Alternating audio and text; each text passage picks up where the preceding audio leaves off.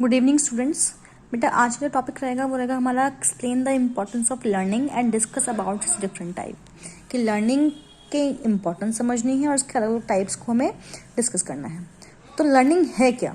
तो कह रहे हैं मैन जो है वो एक रेशनल एनिमल है, ठीक है। उसके पास पावर है रीजनिंग की, और ये पावर जो है इंसान को चीज़ें सीखने में केपेबल बनाती है। लर्निंग जो है वो बहुत इंपॉर्टेंट रोल प्ले करती है किसी भी इंडिविजुअल के बिहेवियर में। लर्निंग को हम इक्वलेंट मानते हैं चेंज के, मॉडिफिकेशंस के, डेवलपमेंट, इम्प्रूवमेंट्स और एडजस्टमेंट्स के। तो ये क्या है? एक कॉम्प्रिहेंसिव टर्म है जो परमानेंट इफेक्ट डाल देती है, इंप्रेशन डाल देती है किसी भी इंडिविजुअल पर। तो बहुत सारे लोगों ने डिफाइन किया है, पहले हैं गेट्स। तो वो कहते हैं कि लर्निंग क्या है? It is a modification of behaviour through experience and training. Skinner कहते हैं learning as acquisition and intention. Travers कहते हैं लर्निंग जो है वो प्रोसेस है जिसका रिजल्ट मॉडिफिकेशन है बिहेवियर का। वुडवर्थ कहते हैं लर्निंग क्या है? एक प्रोसेस है acquiring of new knowledge and new responses. Learning की इंपॉर्टेंस क्या है? पहला है प्रोग्रेसिव चेंज इन बिहेवियर, कि लर्निंग की वजह से बिहेवियर में बहुत जल्दी बदलाव आने शुरू हो जाते हैं। दूसरा है learning is motivated by adjustments, कि individual has to adjust to new environment, कि इंडिविजुअल्स को नए एनवायरनमेंट में एडजस्ट करना पड़ता है। उसके बाद क्या है? Learning is universal in nature, कि ऑल एनिमल्स लर्न, हर एनिमल सीखता है, हर इंसान सीखता है। मैन जो है वो रैशनल एनिमल है और वो ज़्यादा सीखता है। Learning is never ending growth, कि लर्निंग की कोई एंड नहीं है।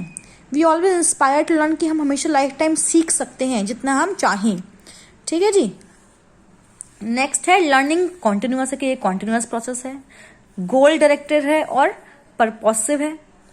लर्निंग बहुत एक्टिव है और क्रिएट, लर्निंग से हम कुछ नया एक्टिवली कुछ क्रिएट कर सकते हैं। Learning is aroused by individual and social need, की लर्निंग का जो अराउजल है वो इंसान की अपनी और सामाजिक ज़रूरतें हैं, उसकी वजह से लर्निंग के लिए उसको अराउजल मिलता है। उसके बाद है learning is response of the whole individual to the total situation, की लर्निंग क्या है? किसी कंप्लीट सिचुएशन में किसी भी इंडिविजुअल का रिस्पॉन्स होता है। लर्निंग क्या है? ट्रांसफरेबल है, कितना ज्ञान बांटने से बढ़ता है। तो यहाँ पर क्या है? जितना आप सीखोगे, ठीक है, उसको हम किसी में भी ट्रांसफर कर सकते हैं। उसके बाद क्या? Learning is possible as cognitive, affective and cognitive sides, के acquisition of knowledge is cognitive, modification of emotion is affected and acquisition of skills and habit is cognitives। अब टाइप्स ऑफ लर्निंग की बात करते हैं। तो classification of learning according to type of behaviour और domain. Behaviour और domain के behalf पर तीन तरह के होते हैं, कॉग्निटिव, साइकोमोटर और अफेक्टिव। मेथड्स ऑफ लर्निंग के बिहाफ पर क्या है? Trial and error, classical conditioning learning, operant conditioning learning, chain learning, shaping learning, generalize learning, insightful learning और एसोसिएट लर्निंग। ये कुछ टाइप्स दिए गए हैं।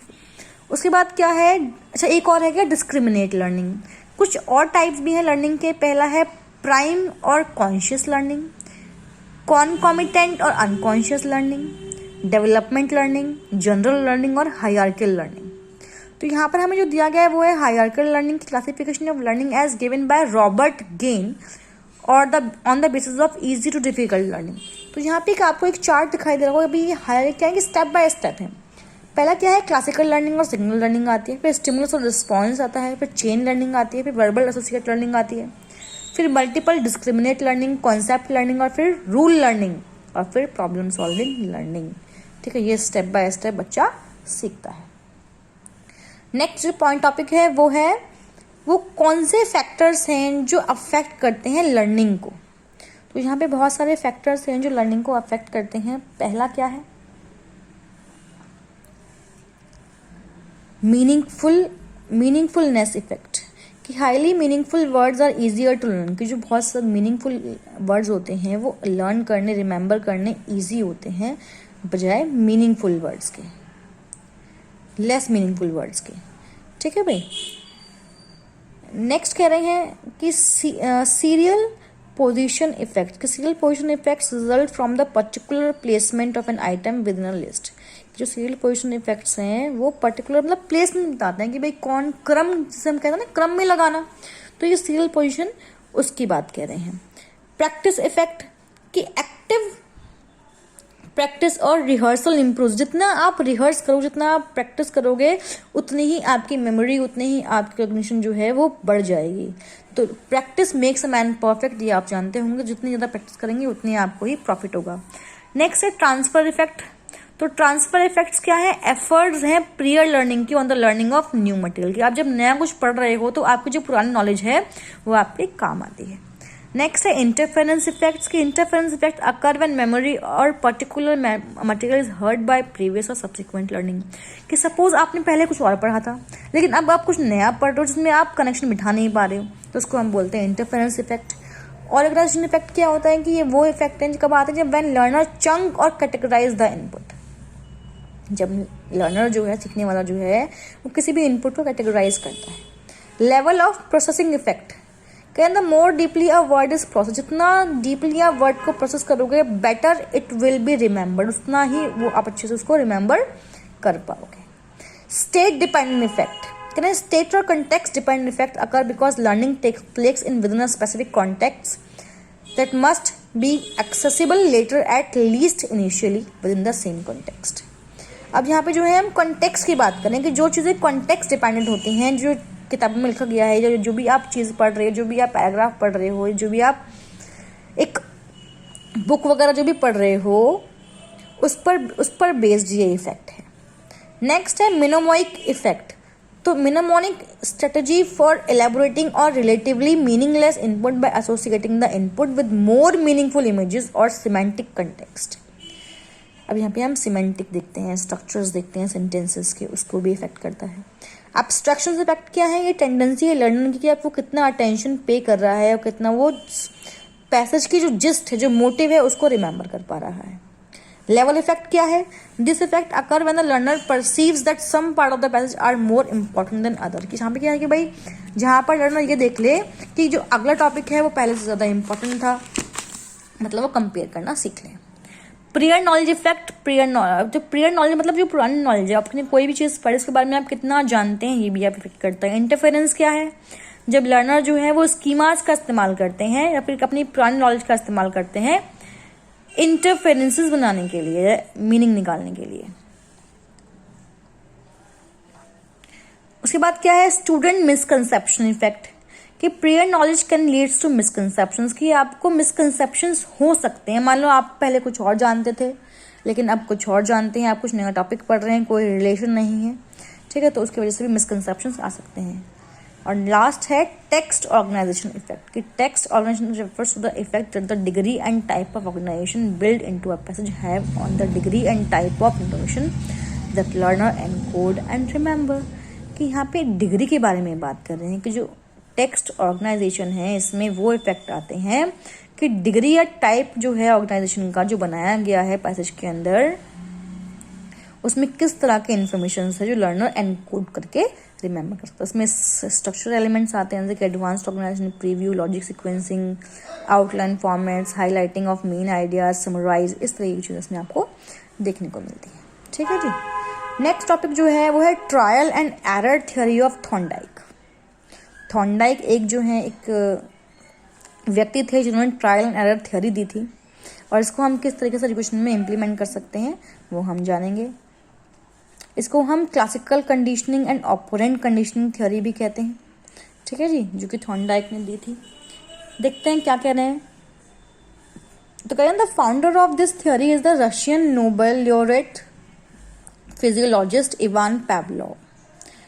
ठीक है जी। तो जो ये थ्योरी ऑफ क्लासिकल कंडीशनिंग है, क्लासिकल कंडीशनिंग की अगर हम बात करें तो उसके जो फाउंडर हैं वो कौन है? इवान पावलोव हैं, जो कि एक रशियन नोबेल लॉरिएट फिजियोलॉजिस्ट हैं, जिन्होंने एक डॉग पर एक्सपेरिमेंट किया था लेबोरेटरी के अंदर। ठीक है। तो it has been observe that as form of learning classical conditioning has powerful influence in shaping our attitude, likes and dislike and emotional response. तो ये पाया गया कि जो लर्निंग की फॉर्म्स हैं तो क्लासिकल कंडीशनिंग जो है उसका पावरफुल इन्फ्लुएंस होता है, ठीक है, शेप करने में किसको? हमारे एटीट्यूड्स को, लाइक को, डिसलाइक को, इमोशंस को, रिस्पॉन्सेस को। कहना we associate one thing with another, कि हम जो है एक चीज़ को दूसरे से जोड़ते हैं पॉजिटिव या नेगेटिव मैनर में, ठीक है, कंडीशन के अकॉर्डिंग। तो कह रहे हैं कि भाई a name a particular condition और मैनर ऑफ स्पीकिंग इधर इन अ पॉजिटिव और negative way due to previous experience with those things. अब होता क्या है, मान लो आप किसी से बात कर रहे हो, आपको उसका जो फर्स्ट एक्सप्रेशन था वो नेगेटिव लगा, तो आप नेक्स्ट टाइम जब उससे बात करोगे तो आप उसको नेगेटिवली ही ले जाओगे। ठीक है भाई, तो कहते हैं such associations are learn through classical conditioning. ऐसे जो एसोसिएशंस होते हैं इसको हम क्लासिकल कंडीशनिंग में सीखते हैं।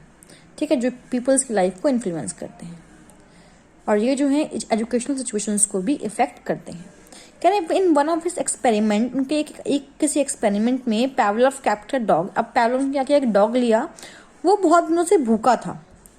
ठीक है जी, और उसको उन्होंने एक्सपेरिमेंट टेबल पर ट्राई किया। Dog was made comfortable, dog को कंफर्टेबल किया गया। Then observer himself remained hidden, जो ऑब्जर्वर था वो छुपा रहा डोर के पीछे, but was able to view the experiment, लेकिन वो एक्सपेरिमेंट को देख सकता था। अरेंजमेंट्स को बनाया गया और डॉग को फूड दिया गया एक ऑटोमेटेड मशीन के थ्रू। उसने एक बेल लगाई जो जब भी फूड आता था वो बजती थी डॉग के सामने। ठीक है जी, और when the food was put before the dog, then the bell was rang, there was automatic secretion of saliva from the mouth of the dog। अब हुआ क्या कि जब भी वो बेल बजती थी और फूड लाया जाता था तो डॉग के मुंह से ऑटोमेटिकली जो सलाइवा था वो आने लगा।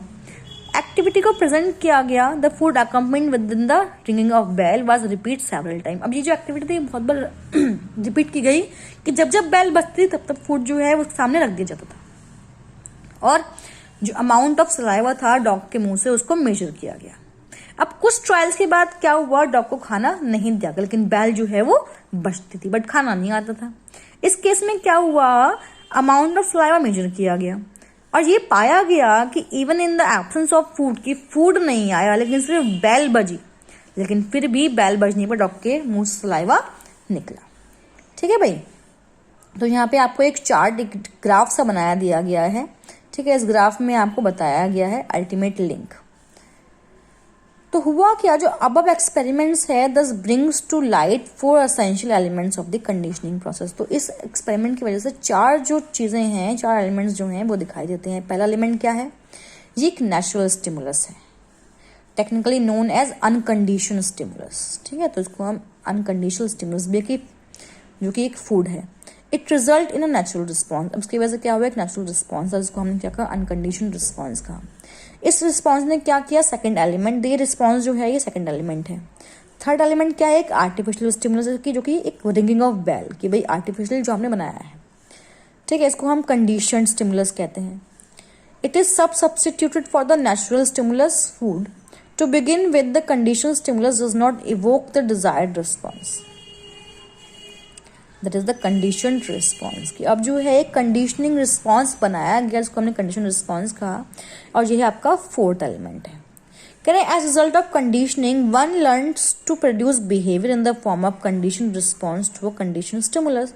तो यहाँ पर ये बताया गया जो कंडीशनिंग के रिस्पॉन्स, जो रिजल्ट आया वो क्या आया कि कोई भी एक इंसान, जो लर्नर है वो अपने बिहेवियर में कंडीशनड रिस्पॉन्स में बिहेवियर फॉर्म कर सकता है अगर एक कंडीशन स्टिमुलस दिया जाए। तो अगर बेल वहां नहीं होती तो फूड जब आता है उसके बाद सलाइवा आए या ना आए वो डिपेंड करता है, बट जब बेल बजती थी वो डॉग समझ गया कि बेल बजेगी तो खाना आएगा, तो उसके मुंह में अपने आप से ही लार आने लगी। ठीक है, अब नेक्स्ट टाइम क्या हुआ कि जब बेल तो बज रही है बट खाना नहीं आ रहा, लेकिन अमाउंट ऑफ सलाइवा जो है वो अभी भी सेम ही था।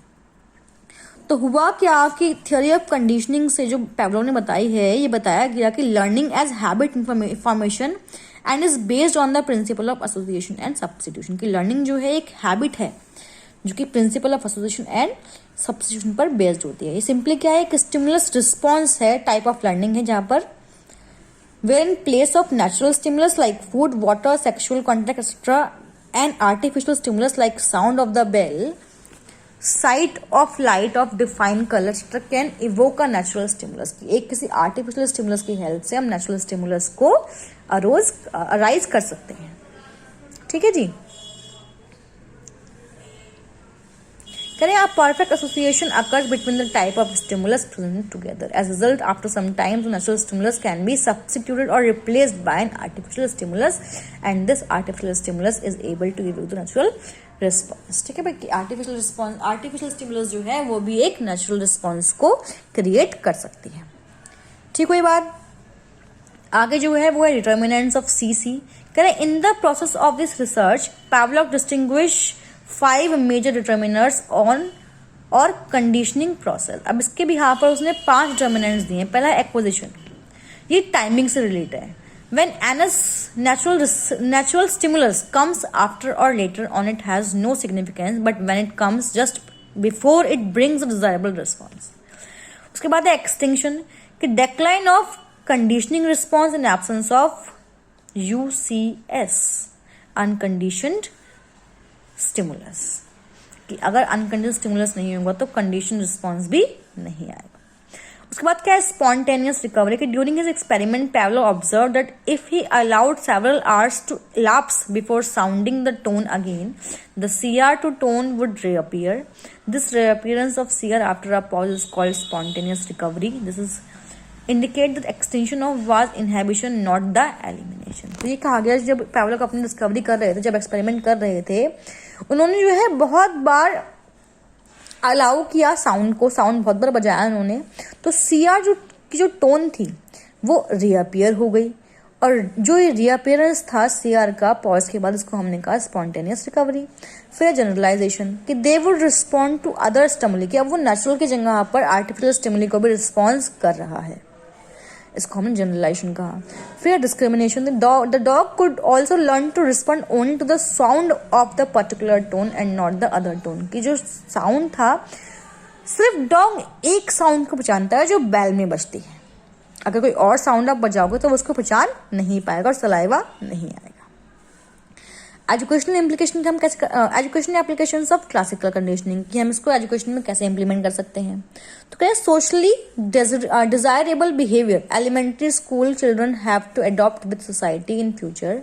दे need to know how to study effectively respecting olders and behave politely with people. To teach this behaviour teacher should able to train them through association and connection, की मतलब बच्चों को सिखाने के लिए समाज में कैसे उठना बैठना है, कैसे सबसे बिहेव करना है, रिस्पेक्ट करनी है, सबसे पोलाइटली बात करना है, तो टीचर जो है उनको एसोसिएशन और कनेक्शन के थ्रू टीच कर सकते हैं।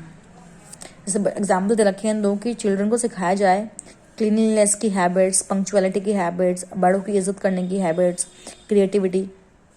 और children learn actions, feelings, attitudes of their teachers in the classroom by observing and generalizing. Teacher should realize, होता है ना बच्चे जो हैं वो टीचर्स की नकल उतारते हैं और को नकल उतारते हैं, तो उनको ऑब्जर्व करते हैं तब तो नकल उतारेंगे उनकी। नेक्स्ट है trial and error theory by Edward Thorndike. तो इन्होंने जो है ऑपरेंट कंडीशनिंग दी थी, तो उसका मतलब क्या होता है kind of learning process where a response made more probable और मोर फ्रिक्वेंट बाय रीइंफोर्समेंट। कि इसमें क्या होता है, इसमें लर्निंग तो होती है लेकिन कब, जब एक रिस्पॉन्स जो है वो ज़्यादा फ्रीक्वेंट हो जाए, लेकिन किसकी वजह से, रेनफोर्समेंट की वजह से। ठीक है, it helps in learning operant behaviour, ये ऑपरेंट बिहेवियर सिखाते हैं which is not necessarily associated with non stimulus. तो किसी नॉन स्टिमुलस से नहीं आता है ये। कहते हैं कि भाई influenced by Charles Darwin's theory of evolution, Thorndike was conducting various experiments to study animal intelligence to answer the questions of nature of learning in animals. अब हुआ है कि चार्ल्स डार्विन से प्रभावित थे, उनकी जो थ्योरी थी इवोल्यूशन की, थॉर्नडाइक ने बहुत सारे एक्सपेरिमेंट्स करे एनिमल इंटेलिजेंस की स्टडी करने के लिए और इन सवालों के जवाब ढूंढने के लिए कि एनिमल्स की लर्निंग का नेचर क्या होता है। तो उन्होंने क्या किया, कैट्स पर, डॉग्स पर, चिक्स पर, मंकीज पर एक्सपेरिमेंट्स करे और उन्होंने ट्रायल एंड एरर मेथड्स को फाउंड किया। ठीक है जी। तो एक्सपेरिमेंट क्या था उनका कि थॉर्नडाइक ने एक हंगरी कैट को एक वुडन बॉक्स में प्लेस किया स्लेट्स के साथ, उनको उन्होंने पजल बॉक्स कहा। इस बॉक्स को इस तरह से डिजाइन किया गया था, the animal has to manipulate a simple mechanism of pressing a pedal और pulling down a loop for escaping and reaching food placed outside the box। तो इसको इस तरह डिजाइन किया गया, मतलब उसमें एक पैडल था कि अगर फूड आता है और वो पैडल पे अपना पैर मारे तो वो बाहर आके फूड को तक पहुंच सकता है। तो इस रैंडम ट्रायल में accidentally it hits the paddle lever mechanism. अब क्या हुआ, जब जो बिल्ली है वो यहाँ वहाँ घूमेगी तो कभी ना कभी तो पैर पैडल में पड़ेगा ही। तो कुछ ट्रायल्स के बाद क्या हुआ, कैट जो है ये सीख गई ट्रायल एंड एरर मेथड से, could be able to open the box immediately after placed in the box. Through the experiment Thorndike formulated the following laws of learning. अब इस एक्सपेरिमेंट के थ्रू जो है थॉर्नडाइक ने बहुत सारे लॉज जो है फॉर्मुलेट किए पहला था drive. In the present experiment cat was hunger. अब ड्राइव में क्या हुआ कि जो कैट है वो हंग्री है, ठीक है भाई, और उसको फूड चाहिए। गोल क्या था कि फूड को उसको लेना था किसी भी कीमत पर। ब्लॉक क्या है, the cat was confined in the box with the close door. Random movement क्या है, the cat persistently try to come out of the box without knowing how. मतलब कैट को पता नहीं कि बाहर कैसे आने, लेकिन वो ट्राई कर रही है। चांस सक्सेस क्या है कि as a result of these striving and random movement the cat by chance succeeding in opening. मतलब बहुत सारे ट्रायल कर लिए तो बाय चांस वो सक्सीड हो गई। फिर सिलेक्शन की gradually the cat recognize the correct way to manipulate the latch. अब वो है कैट, वो रिकॉग्नाइज कर सकती है कि भाई मुझे किस तरीके से यहाँ पर मैनिपुलेट करना है, प्रॉपर वे क्या है। नेक्स्ट फिक्सेशन कि एट लास्ट में क्या हुआ, cat learn the proper way to open the door by eliminating all the incorrect response. की बात मतलब इनकरेक्टिंग रिस्पॉन्स को एलिमिनेट करके प्रॉपर वे और डोर को ओपन करने का वो सीख चुकी है, और वो ओपन बिना किसी गलती के डोर को ओपन अप वो कर सकती है। ठीक है भाई। Law of trial and error. अब इन्होंने कुछ लॉज दिए। पहला है लॉ ऑफ रेडीनेस। तो करें it is an indication of learner state to participate in the learning process, कि ये स्टेट है लर्नर की लर्निंग प्रोसेस में पार्टिसिपेट करने की। रेडीनेस जो है बहुत ज़रूरी है किसी भी एक्शन की प्रिपरेशन के लिए। जब तक आप अपने आप को रेडी नहीं करेंगे आप पढ़ नहीं पाएंगे ना। Law of effect. It says that connection between stimulus and response will be strengthened if the response is followed by a satisfying consequence and weakened if the response is followed by the discomfort। कह रहे हैं कि भाई अगर stimulus और response जो है वो स्ट्रेंथन हो जाए,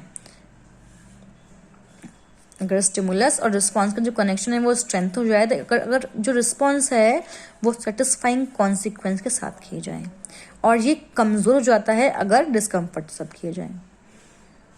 उसके बाद लॉ ऑफ एक्सरसाइज। तो लॉ ऑफ एक्सरसाइज को डिवाइड किया गया 2 पार्ट्स में। पहला है लॉ ऑफ यूज, कि when a modifiable connection is made between situation and response, कि अगर एक मॉडिफाइबल कनेक्शन हम बना दें सिचुएशन और रिस्पॉन्स के बीच में, तो कनेक्शन जो है वो स्ट्रेंथन होता है, और जो बाकी चीज़ हैं वो इक्वल हो जाती हैं। द रिस्पॉन्स जो है वो बढ़ जाएगा।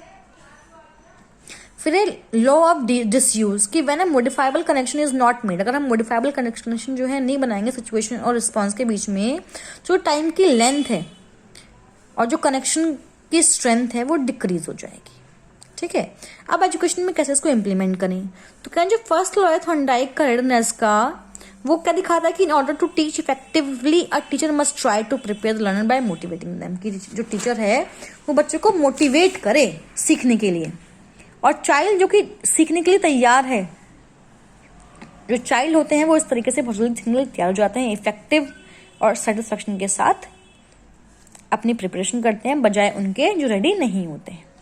जो सेकंड लॉ है उसमें थॉर्नडाइक का सेकंड लॉ है, वो क्या बोलता है कि learning can take place when its result are satisfactory, कि लर्निंग जो है वो तब होती है जब उसके रिजल्ट सेटिस्फैक्ट्री हो। ठीक है। लर्नर्स जो हैं वो उनको खुशी हो वो चीज़ सीख कर, और ये वो सिचुएशन है जहाँ पर चाइल्ड मिलता है किससे, अपने डिससेटिस्फाइड फेलियर, और लर्निंग जो है वो ब्लॉक हो जाती है। सो डिससेटिस्फैक्शन एंड डिससेटिस्फैक्शन, प्लेजर और displeasure resulting from a learning experience decide the degree of fitness. मतलब अगर बच्चा लर्निंग से सेटिस्फाइड है, प्लेजर फील कर रहा है, तो लर्निंग इफेक्टिव है। अगर डिससेटिस्फाइड है, डिसप्लेजर है, तो लर्निंग डिसइफेक्टिव है।